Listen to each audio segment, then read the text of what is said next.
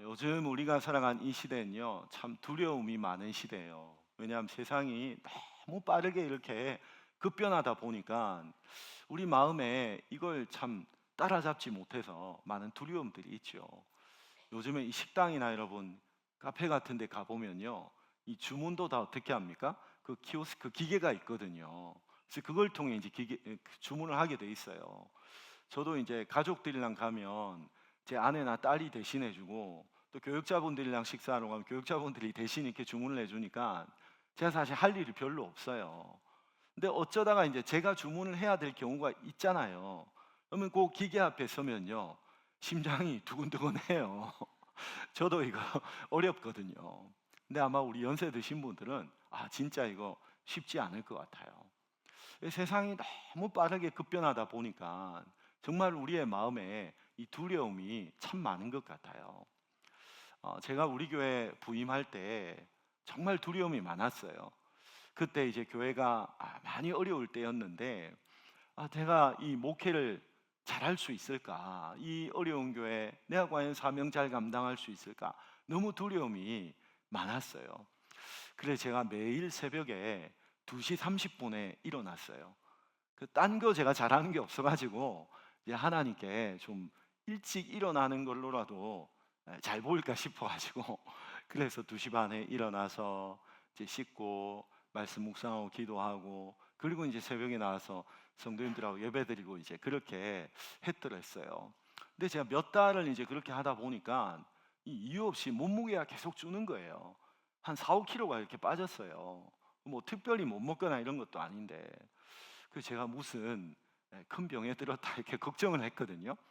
근데 하루는 이렇게 저보다 한 몇 달 정도 늦게 이제 교회 부임해서 목회를 시작한 제 친구 목사님하고 통화를 할 일이 있었는데, 자기도 몸무게가 빠진다는 거예요. 그래서 이 목회에 대한 두려움이 참 그만큼 우리를 짓누르고 있구나 하는 것을 그때 이렇게 새삼 알게 되었어요. 예전에 우리 교회에 그런 분이 있었는데, 어떤 분이었냐면 한 번씩 이 왜 전도회 같은 데서 목회자 이렇게 격려한다고 뭐 조그만 선물 주고 왜 이런 경우들이 있잖아요, 그죠? 근데 그런 걸 하면은 기를 쓰고 반대하는 분이 한 분 있었어요. 이제 그분의 그 반대한 이유가 뭐냐 하니까, 이제 그렇게 하면 이제 목사님이 교만해진다는 거예요. 그래서 목사님 교만해지니까 그러면 안 된다.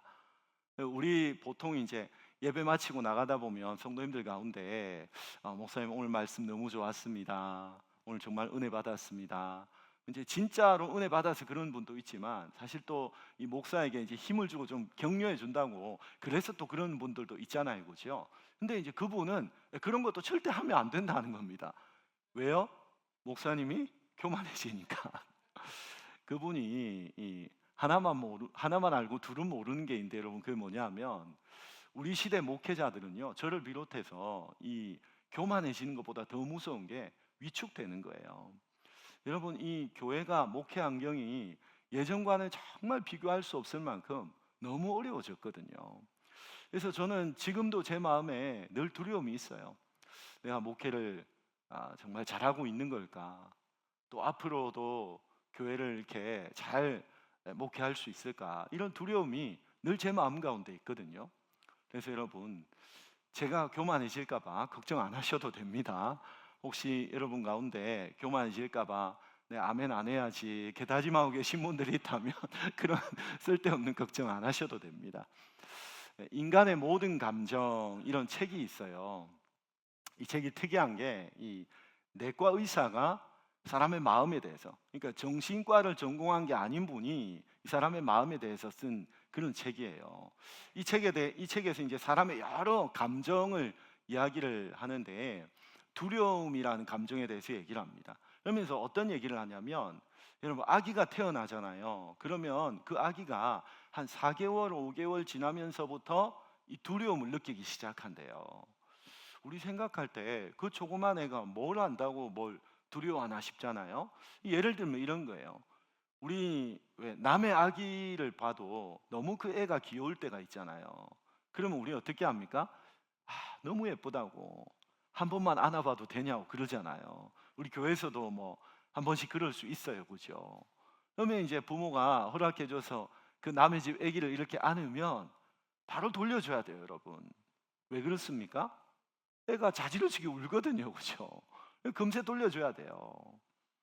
여러분, 그 조그만 아기가 세상을 알면 뭐 얼마나 안다고 낯선 사람의 품에 안기니까 벌써 그거 가지고 공포가 오고 두려움이 와가지고 그렇게 자지러되게 우는, 그게 바로 우리의 인생이라는 겁니다. 우리 이제 나이 들고 어른이 되면 뭐 체면도 있고 하니까 그 아기처럼 뭐 그렇게 대놓고 울진 않지만은 이 사람들마다 다 마음에 두려움이 있다는 거예요. 그래서 이 두려움은 모든 인간이 가지고 있는 보편적인 감정이다, 그렇게 얘기를 해요.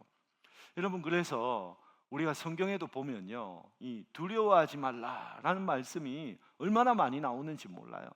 또 어떤 사람이 이걸 세봤는지요, 성경에 보니까 366번 나온답니다. 여러분, 1년이 365일이잖아요. 그래서 매일매일 이 하나님으로부터 두려워하지 말라, 두려워하지 말라, 이 말씀을 들어야 되는, 그게 우리 인생의 연약함이다라는 거죠. 우리 오늘 읽은 이 말씀에도 보면 하나님이 여호수아에게 똑같은 그런 말씀을 하고 있어요. 여러분, 오늘 우리 이 말씀이 어떻게 시작하냐면 1절에 보니까 여호와의 종 모세가 죽은 후에라고 시작을 해요. 여러분, 여호수아 1장이잖아요. 그러니까 새로운 책, 새로운 역사가 시작되는 그런 첫 구절인데 모세가 죽었다, 이런 이야기로 시작을 해요. 근데 우리는 사실 뭐 이 얘기가 별로 임팩트가 없지만은 그 당시 이스라엘 백성들에게는요, 이게 얼마나 여러분 충격적이었는지, 그야말로 아마 청천벽력 같은 그런 얘기였을 거예요. 이스라엘 백성들이 모세가 죽고 얼마나 공포가 오고 두려움이 밀려왔는지 신명기에 보면 이스라엘 백성들이 모세 죽고 30일 동안, 여러분 한 달 동안 애곡했다 그러거든요. 그 정도로 이 모세와 이스라엘 백성들은 뗄래야 뗄 수 없는, 그러니까 모세 없는 이스라엘 백성들은 상상할 수 없을 만큼 정말 이스라엘 백성들에게 모세는 절대적인 영향력을 행사했던 그런 위대한 지도자였잖아요, 그죠? 근데 그 모세가 물론 뭐 언젠가 죽을 거라는 건 알고 있었죠. 근데 그 언젠가가 현실로 딱 눈앞에 닥치니까 이 이스라엘 백성들이 엄청 충격을 받은 거예요. 여러분, 여전히 이들은 지금 아직 광야에 있거든요. 이제 가나안 땅 들어가야 되는데 앞으로 이제 우리는 어떡하나, 누가 우리를 이제 책임지고 이끌어주나, 그런 두려움이 공동체 전체를 엄습했던 거지요. 근데 그 중에서도 제일 두려움에 휩싸였던 한 사람이 있었어요. 그게 누굴까요? 오늘 말씀에 나오는 여호수아였어요. 왜냐하면 여러분, 이제 모세를 대신해서 자기가 이스라엘 백성들을 이끌고 가나안 땅에 들어가야 되는데, 여러분이 여호수아는 모세의 비서 출신이거든요.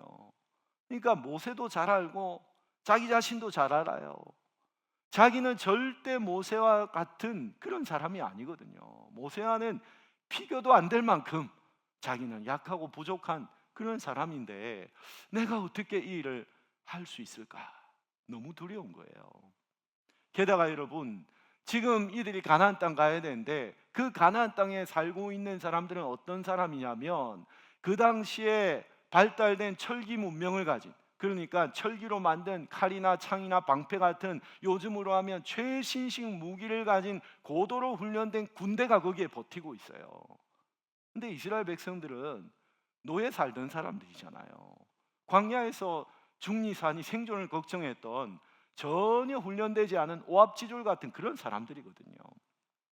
게다가 이 여호수아가 이제 지금 당장 해야 되는 일이 뭐냐면 요단강을 건너는 거였어요. 요단강 건너야 가나안 땅 들어갈 수 있거든요. 근데 이 요단강은요, 여러분 그림에 보시는 대로 이 건기가 있고 우기가 있는데요, 이스라엘에는 이 건기철에는 요단강 마음만 먹으면 그래도 건널 수 있어요. 사람 뭐 한 가슴 높이 정도, 이 정도 오고 폭도 이렇게 넓지 않아서 뭐 성인 남자들은 건널 수 있어요, 마음 먹으면. 근데 우기철이 되면요, 물이 엄청나게 불어나가지고 깊이도 깊어지고 유속도 엄청 빨라지고 폭도 넓어져가지고 도저히 건널 수가 없어요. 근데 지금이 어느 때일까요? 우기철이에요, 우기철.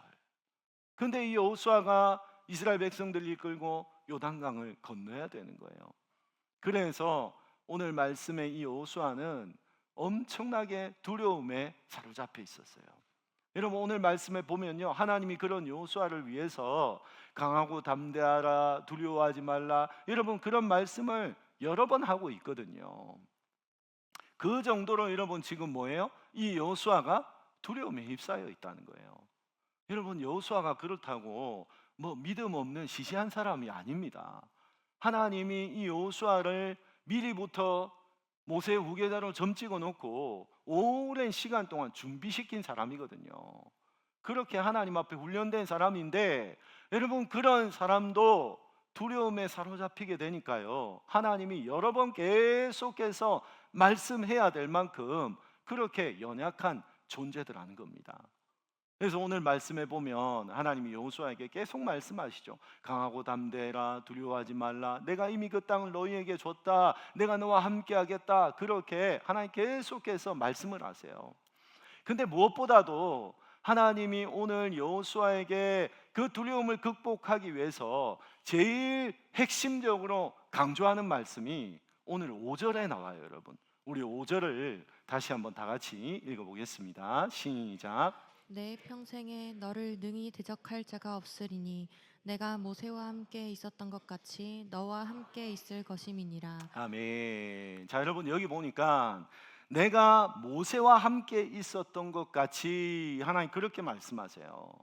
여러분, 이 의미를 한번 잘 생각해 보십시다. 하나님이 그렇게 말씀하는 거거든요. 여호수아야, 내가 지난 40년 동안 모세와 어떻게 함께 했는지 너 그거 알잖아. 너 그걸 한번 떠올려 봐봐. 그렇게 말씀하시는 거예요.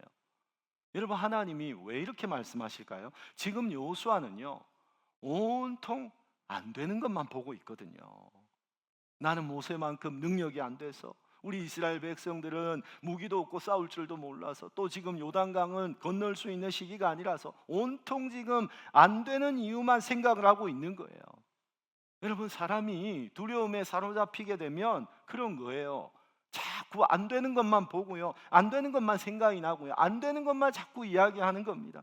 지금 여호수아가 그래요. 여호수아의 눈에는 온통 두려운 것만 보이고 있는 겁니다.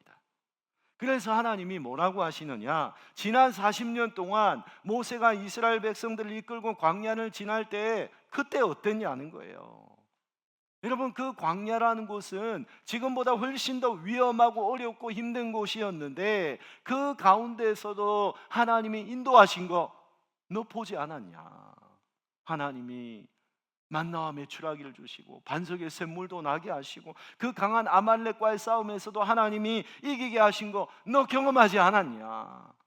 그래서 모세가 어떻게 걸어왔고 어떤 은혜를 입었는지 그걸 기억하고 떠올려 보면 지금의 두려움을 극복할 수 있다라는 거예요.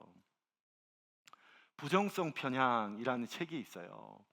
그 책에 보면 이런 이야기를 하는데 참 통찰력이 있습니다. 여러분, 우리 사람이 이 살다 보면 좋은 기억도 있고 나쁜 기억도 있잖아요. 근데 사람이 여러분 희한한 게, 이 좋은 기억 여러 개보다는 나쁜 기억 하나가 더 마음에 오랫동안 남는 게, 이게 인간의 기본적인 성향이래요.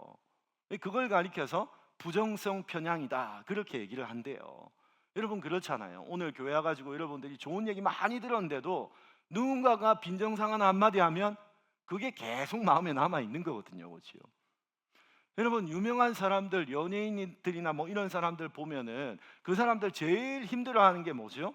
SNS에 그 악플 뭐 이런 거거든요. 그렇죠? 자기에 대해서 막 욕하고 비난하는 그런 댓글들 보면서 막 괴로워하고 힘들어하고 우울증 공황장애 찾아오고, 심지어 그것 때문에 여러분 극단적인 선택까지도 하잖아요. 근데 자세히 보면요, 악플만 있는 게 아니거든요.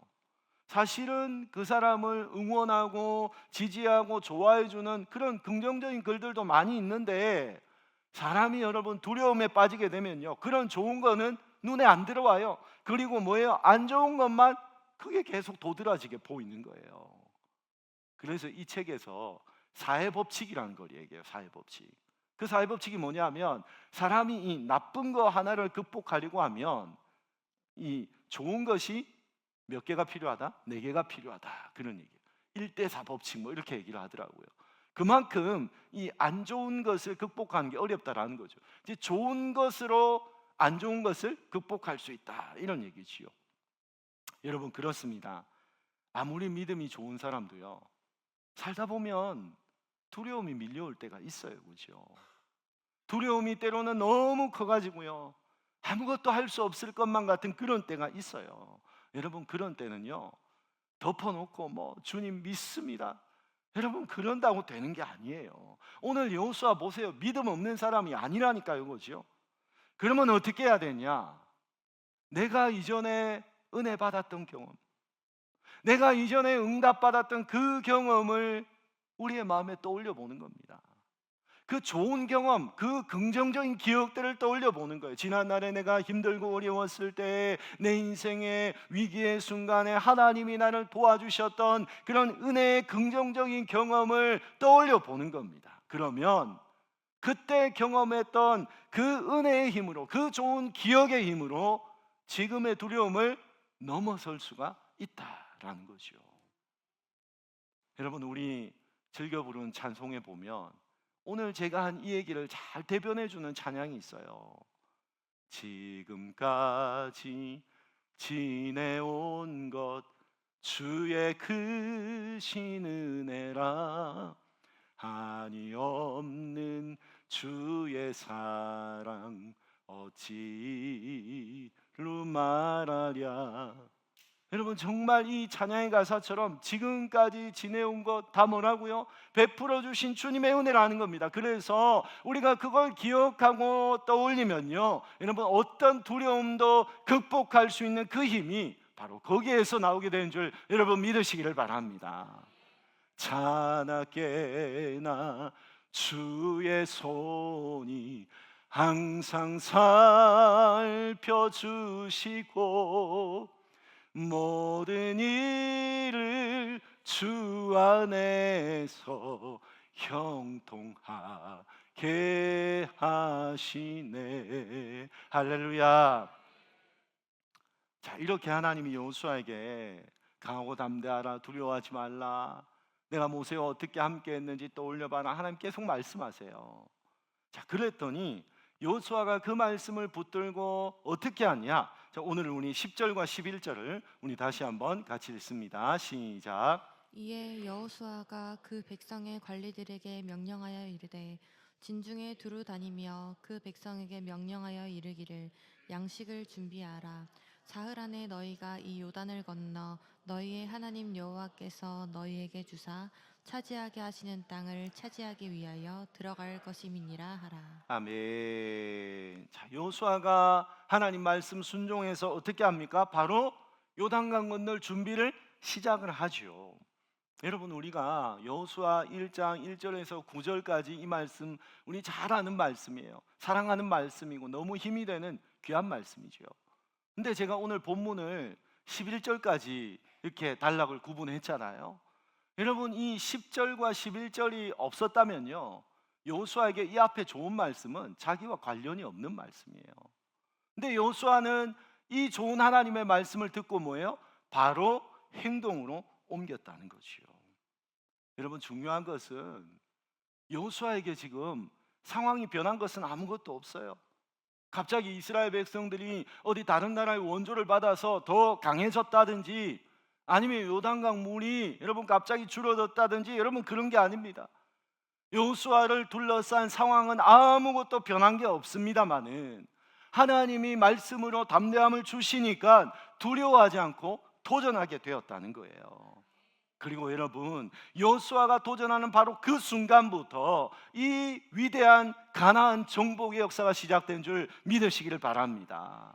그래서 여러분 우리가 두려움을 극복하는 또 하나의 방법이 뭐냐? 일단 시작하라는 거예요. 두려워도 여러분 도전하라는 거예요. 여러분 하나님이 언제 일하시는 줄 아세요? 우리가 도전하기 시작할 때 하나님이 역사하십니다.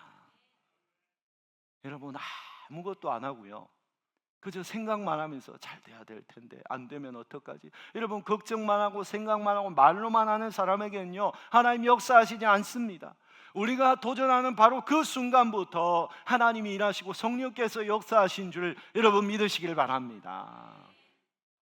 2002년도에 동계올림픽에서 있었던 일이에요.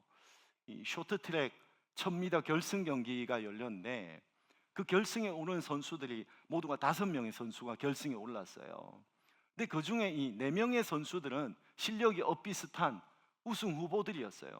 한 선수는 호주 선수인데, 호주는 쇼트트랙 잘 못하거든요. 좀 실력이 뒤떨어지는. 그래서 이 4명의 선수들이 앞에서부터 그냥 그룹을 이루어서 엎치락 뒤치락 하면서 그 쇼트트랙 보면 얼마나 치열합니까, 그렇죠? 그래서 치열하게 순위 싸움을 하면서 레이스를 돌고 있었어요. 그리고 그 한 선수는 좀 많이 이렇게 뒤쳐져 가지고 경기장을 돌고 있었어요. 근데 이제 결승점이 거의 다 됐는데, 그 앞에 가던 그 4명의 선수가 자기들끼리 부딪혀 가지고 다 자빠져 버린 거예요. 그러는 바람에 여러분, 사진 한번 보여주세요. 이 맨 뒤에 있던 선수가 그냥 어부지리로 1등을 하게 된 거예요. 여러분, 이 선수 지금 표정을 한번 보세요. 자기도 지금 이게 믿기지를 않는 거예요. 황당한 거예요. 내가 1등 이러고 있는 거예요. 이러고 모두가 다 끝났다고 생각했던 그 경기에 여러분 끝까지 그 레이스를 달렸더니 앞 사람들 다 넘어진 바람에 내가 1등. 여러분, 우리의 인생이 바로 이렇다는 겁니다. 내가 도전하지 않고 아무것도 하지 않고 내 인생의 레이스를 달리지 않으면요, 아무 일도 일어나지 않습니다. 그러나 여러분, 안 될 것 같아 보이지만 뭔가 시작할 때 여러분 하나님이 도우시든지 기적이 일어나든지 여러분 어떤 역사가 나타나도 나타나는 거예요. 물론 여러분, 도전한다고 다 되는 건 아니죠. 도전해도 실패할 수 있어요. 그러나 여러분 생각해 보세요. 아무것도 안 하면요, 확률은 제로예요. 제로, 0이에요. 0. 근데 도전하면, 일단 도전하면 확률이 50% 되는 거거든요. 그렇잖아요. 실패하든지 도전하든지 50대 50, 그죠? 하지만 아무것도 안 하면 100% 실패하는 겁니다. 뭐라도 여러분 시작을 해야지, 도전을 해야지 확률이 50대 50으로 높아지는 거예요. 제가 오래전에 그 교육전도사 시절의 이야기예요. 지금부터 한 20년도 훌쩍 지난 이야기죠. 그때 제가 어느 교회에서 이 청소년 사역을 할 때였어요. 고등부 학생들 한 50명을 맡아가지고 3년째 이제 그 아이들하고 뒹굴면서 사역을 했는데, 그 당시에 제가 신대원 3학년 졸업반이었어요. 졸업을 앞두고 있어서 이제 올해까지만 이 아이들하고 사역을 하고 내년도는 좀 사역지를 다른 곳으로 옮겨야 되겠다, 그렇게 이제 마음을 먹고 기도로 준비를 하고 있었어요. 그해 가을에, 그 연말이 다 되어간 시점이죠. 아이들하고 이제 전도 집회를 하게 됐는데, 이제 저는 그 사역지 옮기려고 기도를 하고 있으니까 물론 아이들은 아직 모르죠. 그게 이제 저에게는 고등부에서 거의 마지막 이제 행사가 되는 거예요. 그래서 제 마음에 그 행사를 잘하고 싶은 거예요. 그래서 아이들하고 정말 이제 3년 동안 웃고 울고 했는데, 마지막 정말 기억에 남을 만한 그런 추억을 만들고 싶다, 이런 마음이 드는 거예요. 그래서 아이들하고 이제 그 전도 집회, 전도 목표를 300명을 세웠어요. 300명을. 그때 제가 아이들 몇 명이었다고요? 네, 50명. 네. 근데 여러분도 그렇지만 청소년 애들 전도 안 하거든요. 근데 어쨌든 목표를 제가 크게 세웠어요. 그때 왜 그랬는지 모르겠는데, 그래서 300명 목표 세우고, 여전히 이제 우리 고등부실이 300명 오면 안 될 것 같은 거예요. 좁잖아요. 그래서 안 되겠다. 그래서 이 교회 인근에 있는 학교에 강당을 빌렸어요. 한 500명 들어가는 그 학교 이제 강당을 빌렸어요. 그리고 전도를 이제 해야 될 거 아닙니까, 그렇죠? 그래서 뭐 전략도 세우고 해야 되는데 아이들하고 의논을 했어요. 제가 물어봤죠. 얘들아, 우리가 이번에 목표 300명 세웠는데 장소 또 500명 들어가는 데인데 어떻게 하면 우리가 애들 친구들 많이 데려올 수 있겠냐? 너네 친구들 어떻게 하면 교회에 올 수 있겠냐? 물었더니 애들이 이제 몇 가지 이야기하는데 그 중에 이제 제일 많이 얘기하는 게 뭐냐면 좀 이렇게 영향력 있는 사람이 이렇게 초청되어서 오면은 이제 그 사람 보러 애들이 이제 올 수 있다는 거예요. 이 영향력 있는 사람 누가 오면 좋겠냐 그랬더니 비가 오면 된대요. 비. 여러분 비 아세요? 비? 네. 그 가수 있잖아요. 그때는 그분이 진짜 최고의 톱스타였거든요. 그 비를 데려오면 된다는 거예요. 여러분 제가 비를 무슨 수로 데려와요, 그죠? 아니 베개 하나 만에 하나 이러면 뭐 온다 그래도요 줄 돈이 없어요, 돈이. 그 어떻게 제가 그 사람을 데리고 옵니까? 근데 제가 그때 그게 이제 마지막 행사잖아요. 그 마음이 애틋해가지고 그 애들이 말도 안 되는 얘기하는데 그게 허투루 들리지 않는 거예요. 그래서 뭐라도 좀 해주고 싶다 이런 마음이 들더라고요. 그래서 제가 이제 고민을 해봤더니 뭐 아무리 생각해도 B는 도저히 답이 없고 제가 이리저리 알아보니까 그때 이제 성률이라는 가수가 있는데 성률이 아세요, 여러분? 이 성률이도 그때 인기가 제법 있었거든요. B만큼은 아닌데 뭐 핑클 그 걸그룹 멤버고 또 그때 드라마도 뭐 나오고 이래가지고 하여튼 이 성률이도 인기가 있었어요. 근데 이 성률이가 아버지가 목사님이라는 거예요. 그래서 제가 B는 도저히 뭐 안 될 일인데 목사님 딸이면 좀 어떻게 해볼 수 있겠다 이런 생각이 드는 거예요. 그래서 그 성률이 아버지 목사님 그분이 이제 신학교 교수였거든요. 그래서 그분이 그 일하는 그 신학교에 제 편지를 썼어요. 이제 장문의 편지를. 그때는 뭐 이렇게 지금처럼 뭐 카톡 이런 거 없을 때잖아요.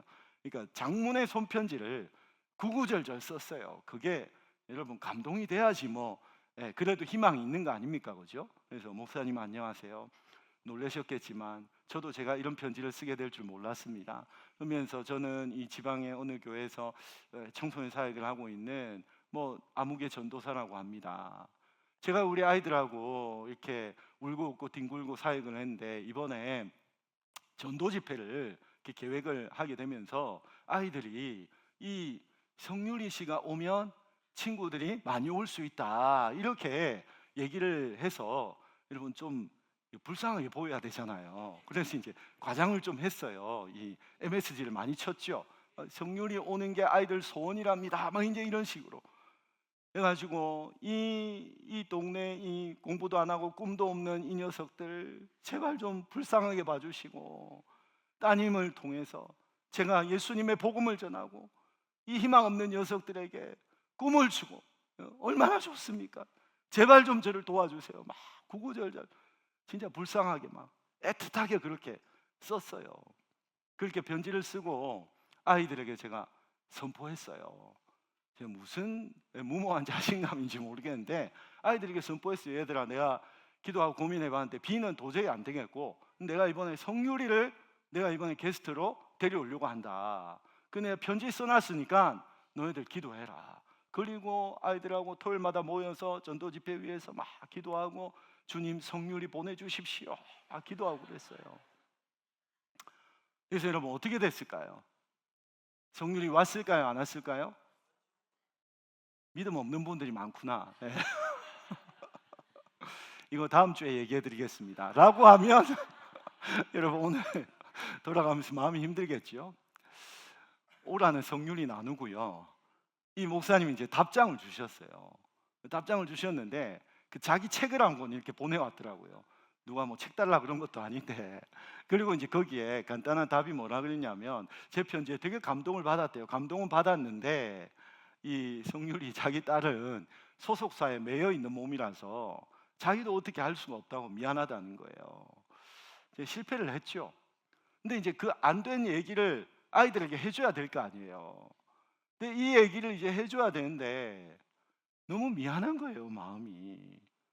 아이들이 이 원하는 이걸 하나 내가 제대로 못 해주고 너무 참 무력감이 들고 너무 아이들에게 진짜 미안한 거예요. 아마 제가 이제 그 교회 사역을 얼마 남겨두지 않고 있으니까 더 좀 애틋한 마음이 있었던 것 같아요.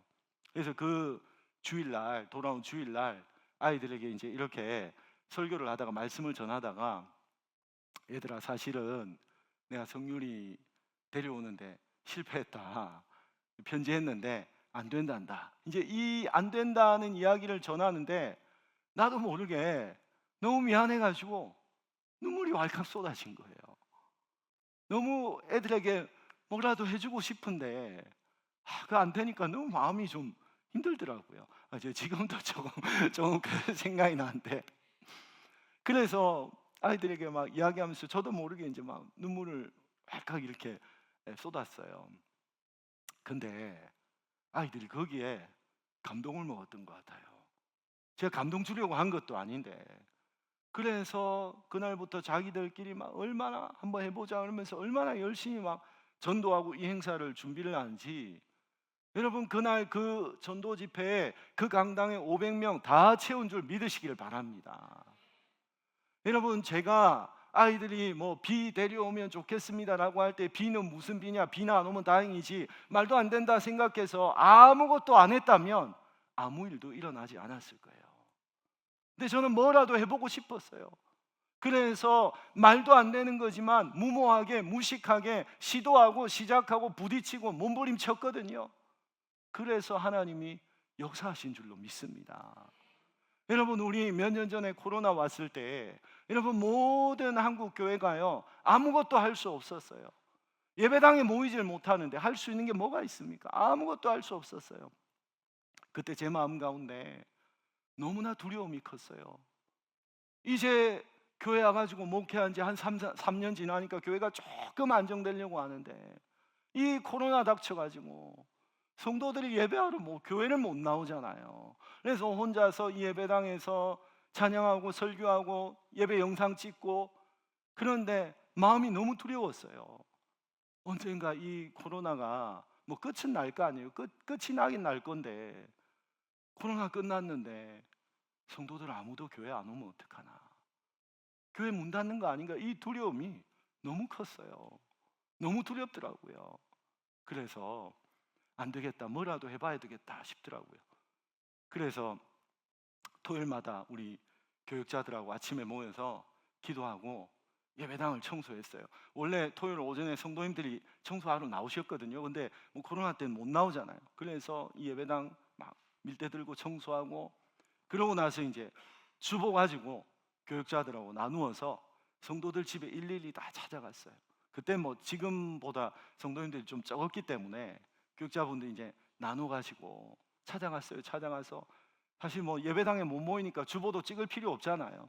근데 성도들 가정 수만큼 주보 찍어서 성도들 집에 가서 그 앞에 문고리에 주보 꽂아 놓으면서 그 가정을 위해서 기도하고 매주마다 그렇게 하면서 또 뭐 유튜브로 이렇게 보이는 라디오라고 뭐 우리가 그때는 지금보다 미디어 팀이 갖추어지지 않았거든요. 장비도 시원찮고.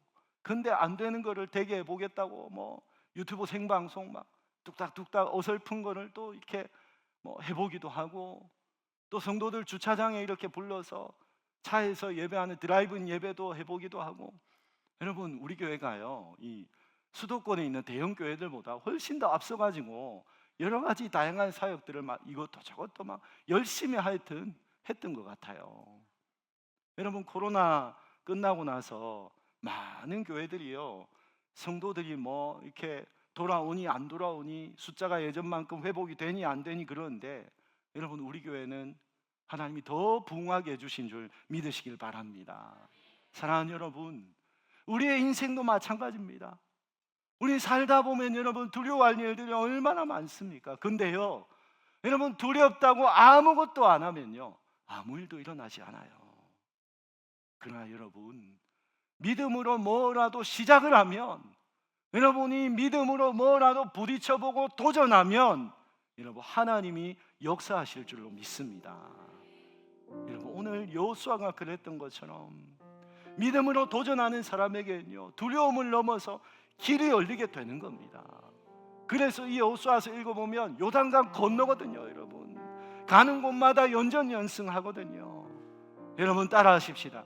나는 작지만 여러분 이렇게 따라해가지고 두려움 넘어서겠습니까? 여러분 주먹 쥐세요. 오른 주먹. 네, 따라합시다. 나는 작지만 크신 하나님을 붙들고 두려움을 이겨냅시다. 할렐루야. 사랑하는 성도 여러분, 우리는 작고 연약하지만 크신 하나님, 전능하신 하나님을 붙들고 두려움 많은 이 세상 가운데 승리하는 우리 사랑하는 성도인들 모두가 될 수 있기를 주님의 이름으로 축복합니다. 이름으로 고백합니다. 주님은 나의 산. 아멘. 주님은 나의 요새. 주님은 나의 소망. 나의 힘이 되시며 주님은 나의 산성입니다. 주님은 나의 산성. 주님은 나의 요새.